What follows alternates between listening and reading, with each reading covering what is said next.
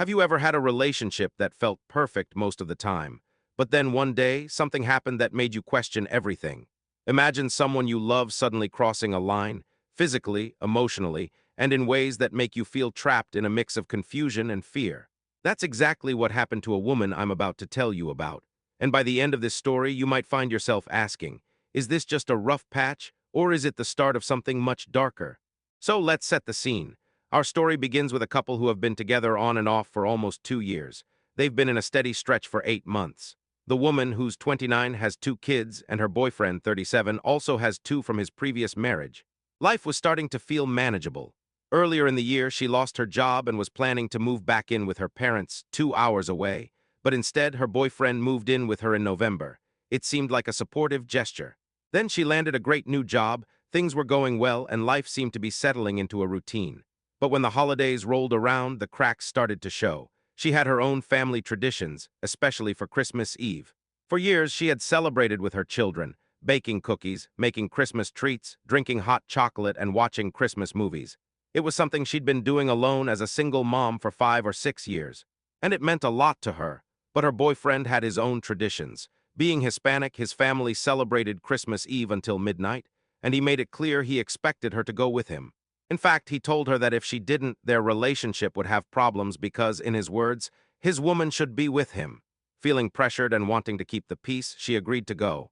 But here's the thing, they didn't get to do any of her traditions. Time ran out. Her carefully planned Christmas Eve, something sacred to her and her children, was completely skipped. Fast forward to New Year's Eve, and history almost repeated itself. She explained to him well in advance that she wasn't going to drive her kids out that night.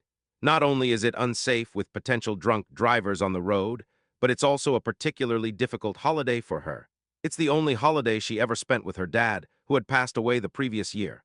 Despite this, he went to his parents' house again until midnight. She stayed home with her kids, quietly marking the night alone, but then she found out something that shocked her. Using location tracking, she saw he hadn't gone straight home after visiting his family. Instead, at 2 a.m., he was at a random house, a friend's house, apparently for a party. When she called, he admitted he hadn't told her because if she'd come, she would have ended up at the party with him. That might have been the first major red flag, but things escalated a few weeks later. She discovered he had been participating in some online chat forums, innocuous enough on the surface, but when she asked him questions about it, he reacted in a terrifying way. He started grabbing all over her body, trying to find her phone to check it. When she held it away from him, he tried to snatch his own phone from her hand, and in the process, squeezed her finger hard enough to hurt it.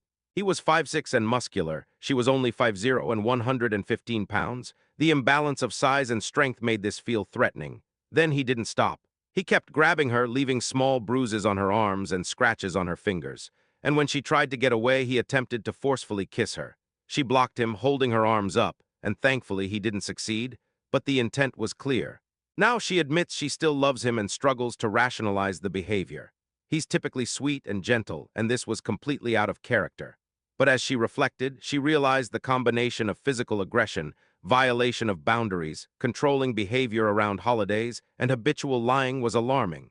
She also shared that he tells frequent white lies, and then mocks her when she says that even small lies erode trust. Sometimes she doesn't know what's real and what isn't.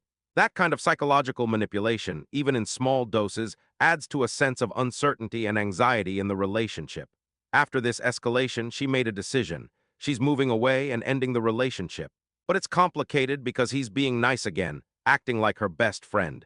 He's affectionate and familiar, and she still enjoys spending time with him. That normalcy makes leaving emotionally confusing. Let's pause for a moment. What's happening here isn't just a rough patch. When someone pressures you to abandon your traditions, ignores your boundaries, sneaks around, physically grabs you, and then tries to justify it as passion or love, that's a serious red flag. Even one of these behaviors can be concerning, but when they stack up, that's the beginning of an abusive pattern. Love and attachment can make it hard to see it clearly, but your safety, both physical and emotional, has to come first. And here's another point. Abusive behavior often comes in waves. Someone can be charming and gentle most of the time, then suddenly cross a line. That unpredictability is part of what makes it manipulative and scary.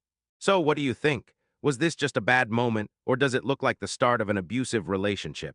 Have you ever faced a situation where someone you loved suddenly crossed a line like this? I'd love to hear your thoughts in the comments below. Share your perspective, experiences, or advice, because sometimes seeing these patterns through other people's eyes helps you make sense of them. And if you're watching this and it hits close to home, remember, your feelings are valid, your boundaries matter, and it's okay to step away from someone who crosses them.